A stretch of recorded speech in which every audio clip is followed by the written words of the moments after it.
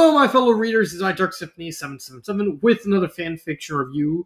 As always, a link to the story will be in the description below. Please like the video, subscribe to the channel, click on that bell for notifications, leave a comment in the comment section below on your thoughts on the story, and finally, some of my opinion. My opinion is not indicative of everyone in the world, so please respect that. So, the two stories I am reviewing are The Quandary of DisQord and Where Nopony Has Gone Before by Kane Magus. They are both Star Trek The Next Generation and My Little Pony, Find Smith Magic crossover. I get the joke behind it. Basically, the whole point is Q. It's like right now, but I need to get this review done. So basically, the whole joke is it plays on the fact that I believe DisQord was voiced by the guy who voiced Q in Star Trek. And so people are like, we're just going to turn DisQord into Q. Yeah, I honestly think that's how it goes. I'm not 100% sure. Feel free to correct me on that. I'm really just not 100% sure if the guy who voiced DisQord voiced Q. I'm like 99% sure, but there's that niggling doubt. There is a reason I have to review both of these, is because this is literally a direct sequel, like direct, like it happens right after the story. So that makes a lot of sense. So let's talk about Quandary of DisQord. Basically, this one just tells us Q tells. Oh my god, that's gonna be so confusing. Q tells Q. There we go. Q tells Q a story of how he went to where Equestria was eventually going to become. Turned into DisQord because it's like, I wonder what should I do? Should I use this? I use this ability. Use this animal part. I wander around just watching life go on, and he eventually just finds out the ponies are getting sentient. He watches them some more. He runs into a young Celestia and young Luna, and he basically just befriends Celestia. Not so much Luna. Luna doesn't trust him. Meanwhile, the Q2. This is gonna be so confusing. Q2 basically tells Q, it's like, oh, is it my time for an appearance yet? No, not yet. God darn it. Darn it. And it's just basically just a little story. It's just a back. God dang, I hate yawning. The story is literally just a back. It's just a way to give a reason why this story exists. That's all this is. It's just DisQord falls in love with Celestia. DisQord kind of gets mad because he's trying to do his DisQord things, but he's seeing it as a test because that's how a Q works. Celestia takes it the wrong way because she doesn't know he's a Q, and then Celestia and Luna's father gets involved. DisQord ends up discording the father. The mother eventually shows up after DisQord and Luna. Basically, Celestia begs DisQord, like, can you please just fix him? And he's about to go fix him when Luna shows up, attacks DisQord. They fight. The mother shows up. The mother actually dies when she tries to use the element of harmony. DisQord realizes, oh, they're actually starting to turn me to stone. Very, very slowly. Yeah, I'm too impatient. And basically just rips her ability to use them away from her, killing her, and then scatters them so that way Celestia and Luna can just go to find them while he just does the DisQord things. Turns all of Equestria into his own little DisQord empire. They find the elements of harmony. They confront him. They use the elements of harmony on DisQord. The element's actually not working, and he's like,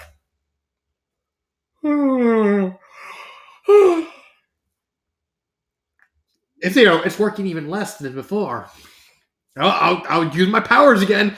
Oh no, the cues, they stopped me from powers. Wait, no, wait, ah! It's like, oh, if I'm turning the stone, I'll do a pose. And that's basically the plot of this story. It's literally just a foundation to justify everything here. Which leads us to this story. Oh, also, this story has like a random Doctor Who's reference. Why? I don't know. But this is where the meat of these two stories come from. So this story, this where Nopony has gone before, is basically just Q showing up on the Enterprise, going, "Hello, you're gone," and basically sending the Enterprise all the way to the space around Equestria. Why? Because Q wants to do Q things. Oh, at least it's easy to like keep track of what Q is because like DisQord is literally just Q to a point. So, huh. So Q sends the Enterprise to Equestria. Basically, keeps rambling about. It's like, well, I want you to open up little like friendships between you two people. Nobody buys it because it's Q. It's like you're so what you're gonna say.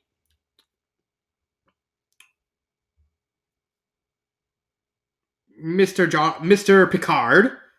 Yes. So you don't trust me by continuously saying, I just want you to be friends with these ponies? No. Why not? Because you're Q. So just because my name is Q, if I say my name is W, does that mean you still trust me? No. Darn, shoot. But why? Because every time you do something, Q, you always end up causing us trouble. What? When was the last time I caused trouble? Literally 5 minutes ago, when you sent us outside this space for this planet. Yeah, that'd do it. That'd do it. And more or less, hell, that's actually the entire plot. It's just they end up outside of Equestria. Picard, nobody trusts Q because it's Q. Meanwhile, Q is just like, I just want you to be friends with the ponies. Like, kiss and make up. Mwah, mwah, mwah. They go down onto Equestria. They meet the main six. They just hang around Ponyville. Everyone's like, "We got visitors!" From outer space. And meanwhile, like they're just continuously worried. It's like, it's Q. Like, you don't trust Q. Like the entire conflict is just everyone just worried. It's like, when is the shoe gonna drop? When is Q gonna do this? Like, but then it actually twists. But it's like, well, it's not that Q you have to worry about. What do you mean, not Q? You have to worry about the Q with prehistoric monster syndrome. Prehistoric. Oh. Wait a minute. Oh, you're telling us there's lady Qs? What, you think there's only male Qs? Good point. Very good point. And thus, this Q shows, the female Q shows up, is very jealous of Q because reasons are probably connected to the actual lore of Star Trek, but she's just super jealous and petty, and so she sends a Borg cube outside of Equestria, and rips away DisQord's power. Well, Q's powers, leaving him in like a human and a pony form, and then they get set up to actually fight. The Qs actually help Pinkie Pie because she actually has Q powers. It's like, turn yourself into a human. No. God, just do it. No. Why? I don't know what a human is, but I don't trust him. I'm a human. I don't trust you. Why? Because you look like a monkey. That sounds like an insult. You're not telling me how to make cotton candy clouds that rain chocolate milk. Turn into a human, I'll teach you that. Okay. That's not exactly how it happened. They basically tell her, it's like, don't think, just do. And she closes her eyes, she opens up, she's a human, and she's also butt naked, and she's like, "Rrr." And then there's also a comic fight between her and the female Q. It's just such weird stuff. But overall, you have to read both of these stories to kind of get the whole picture. The story kind of ends with Q like still reiterating, it's like, I just wanted you to be friends. How hard is that? You're Q. Can't you just ignore the Q part for 1 second? No. Fine, I give up. Just be friends. Open the portal. Yeah, fun. And all the members of the Enterprise befriend certain members of the My Little Pony characters. We have Rickard befriending Twilight Sparkle. We have Data hanging out with Lyra, who wants the hand because you know what? I'm going to go on a tangent. Why is Lyra obsessed with hand? I kind of get the whole Lyra human obsession thing because that stems from I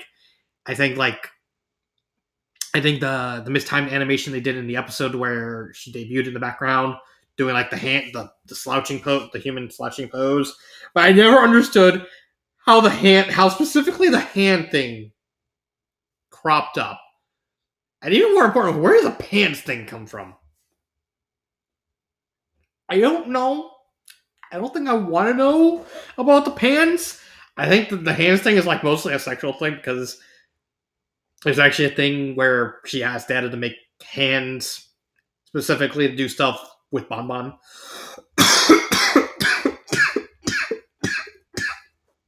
Yes. Those things with Bon Bon. Oh boy, howdy. But overall, there's also a romance plot in this story between Riker and Twilight. I do want to bring attention to that. Normally, I would what had a big coughing fit right there. I had to pause it. Oh, please let me go through this video without literally dying of coughing. Okay, so where was I? Oh yes, Riker and Twilight. So there is a side story where Twilight gets a crush on Riker, and normally I would say that I would kind of throw out the whole forced romance thing because again, the romance comes off as very forced. However, it's not a full romance. It is a crush. If it did go full romance, I would be completely shitting on this part of the story. But two reasons save it. One, it's not a main plot point. Usually, when I trash on the whole forcing a romance into a story, that's usually a big part of the main plot. The whole thing between Twilight and Riker is literally just a minor side plot that doesn't really matter to the main point of the story. So it's just kind of a compliment to the main story, just really there. And two, Riker does let Twilight down gently, saying that he much rather prefer to be a friend because one, he ain't into that. He's really not into that. And two, he kind of sees Twilight more as a friend rather than a potential love interest. But it's mainly just he's not into that. He's not into the whole bestiality thing. They do kiss. That's only because Twilight wanted to get it out of her system. So despite it's being forced, I'm perfectly willing to let it slide, saying it doesn't go too far, but I can appreciate. And thankfully, it kind of stops what I think should have been stopped at, just them being friends.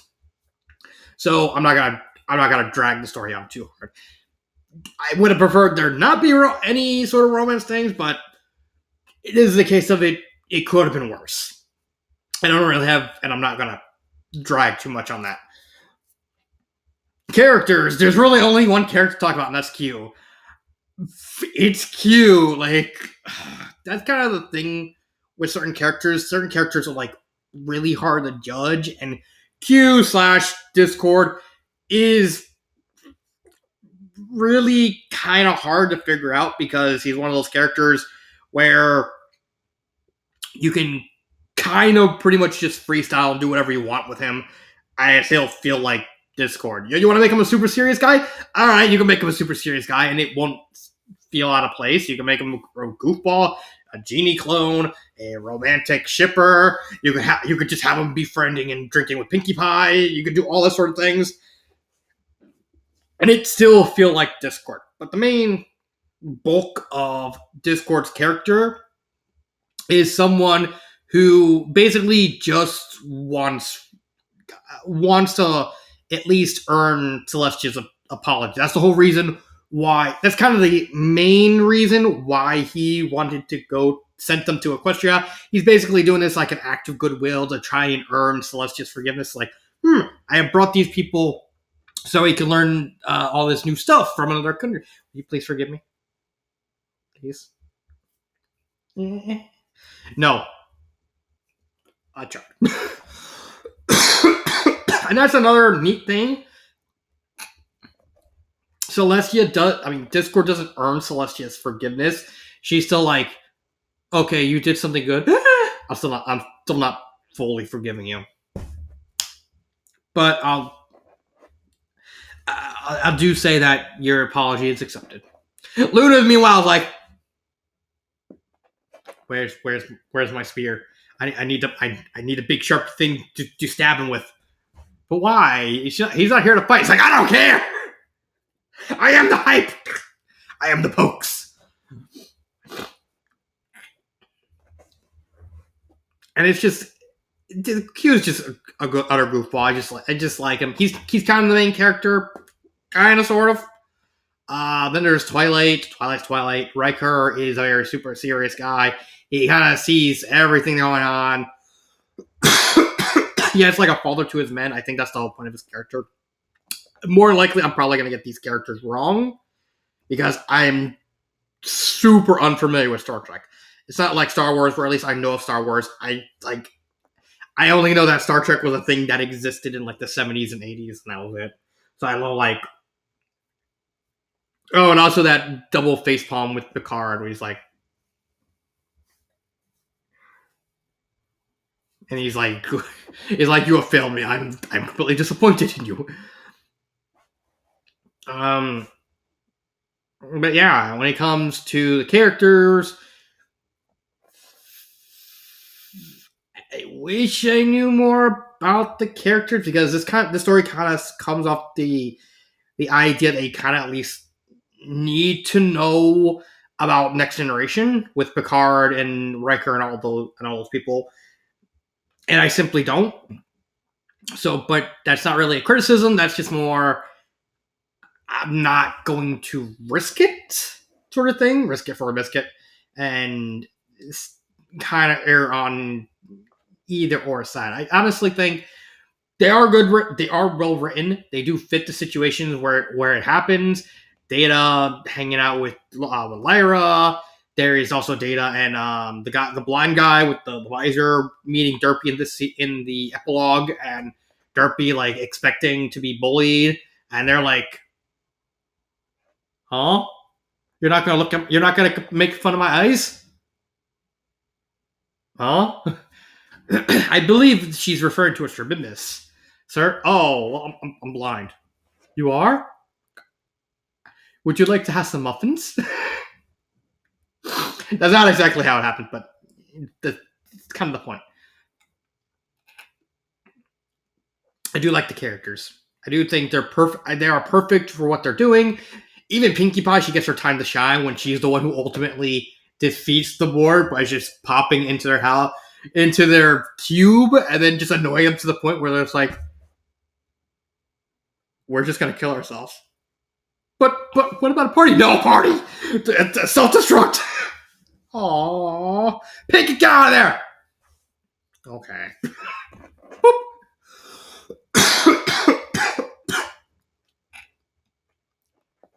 But they're good characters. I like him.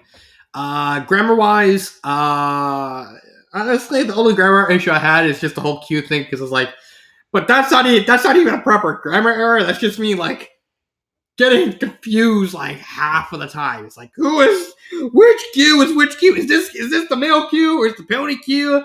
Is this the female? Is this the prehistoric monster syndrome Q? Is this Q? Is that Q? Why is everyone on the Q continuum named Q? Can't you just do like a Men in Black thing where like everyone's named after a letter and the Q is just coincidentally Q? Like, I don't know. I don't know. Oh, that does, again, that's not really a grammar error because that's kind of the whole point that they're all named Q. So that's, I can't blame the author for that because it's like you just ignored the canon. Really confusing canon, but canon nonetheless, and not really an error. Pacing wise, they are very this story is more fast paced. This story is very slow paced because this story kind of needs the time to breathe. It's just to specifically set up where Nopony has gone before, and this story is more fast paced because it has a lot of moving parts right off the bat. Like the story starts with like everyone with DisQord just completely spinning the Enterprise to equestrian space. So it kind of starts very, very fast, and it keeps that momentum and stays fast and ends fast. The foot is never not off on the brake at any point. It's perfect. It's fine. The sentence structure is great. The writing style is pretty entertaining. You still had a grasp of what's going on, even if you're not a Star Trek fan. The only thing, like I said, the only thing that you probably need to watch Star Trek Next Generation for is specifically the characters, because you kind of need to know, you probably would need to know just the basics of each character. You wouldn't have to go too deep into it, but just enough that you understand who they are and what they do as a member of the crew. And that's it. Would I recommend these stories? Yeah, actually, I think they're perfectly fine. They're not amazing by any means, but I would call them far from bad. They are perfect. They are perfectly serviceable. They have that right. They have that little sense of adventure, which is true, which is an adventure story, and it has a sense of comedy because, of course, it's Q/DisQord. It's going to have some comedy, and even when he's like teaching Pinky how to do Q stuff, it's entertaining. I don't really have any complaints on what I would fix. Oh, except for get rid of the DisQord, the Doctor Who's cameo. That is just completely out of nowhere. I get there is a character named Doctor Who's, but was there any reason to actually put them in the story? No idea. Favorite part actually is near the end. Right here, little chat. That is probably where I would put this. So, for context, for this chapter, it's after everyone saved, and it's basically dedicated to just tying up some loose ends. Twilight and Riker, can kind of talk, and they realize Riker's not interested. Pinkie Pie shows up and basically forcibly turns Twilight into a human because she thinks she's trying to play shipper she's trying to be a shipper, and basically it's like, go woo him, you can woo him as a human. But Twilight is very much not approving of this because she knows that Riker is simply not interested, and she freaks out. She gets angry. Pinkie Pie gets completely depressed, and then DisQord shows up. Not DisQord. Q shows up. That's confusing. Q shows up, takes her to side. We're gonna have a little chat, and they disappear. Riker is completely worried because it's like, it's Q. Something's gonna happen, and they basically scan the entire planet to look for her. But it turns out that Q and Pinky are on the sun itself. Q's basically using the powers. It's like, And it's basically just giving her the riot. Q's just giving her the riot act, saying, "Don't abuse your powers." Meanwhile, Pinky's like completely worried about like everyone kind of seeing her as a monster, as like someone who's gonna abuse their powers, someone who will go mad, and DisQord and Q's like constantly trying to slap sense into her to tell her is like, well, don't lose your humanity, don't do this sort of stuff, do like games a chance, so that way now you never run out of entertainment. Don't cheat, do this, don't do this. And it's just a really, really long conversation. Like this entire chapter is, yeah, yeah. Like half the chapter is just the conversation, and the second half is just that everyone freaking out. It's like, oh no, Q's gonna do something to Pinky, and then they show up because Q brought Pinky to the Q Continuum and pissed off everyone. All the Qs are pissed off. And basically just kicked him out of the house. It's such a cute DisQord and Pinky thing to do that I was like randomly expecting Deadpool to show up. That would have been forced as hell too, but that would have been entertaining as well. Forced, but entertaining. But yeah, I don't really have anything more to say about these stories. Hey guys, again, my main problem is just that you kind of need to know the basics of each of these Star Trek characters in order to accurately gauge how they work, how they act. I don't really have anything else to say about these stories, so I guess I'll end it here. I still got these 3 stories to go, so I'm almost done with the backlog. But yeah, I'll end it here. This has been Dark Symphony 777, and cut.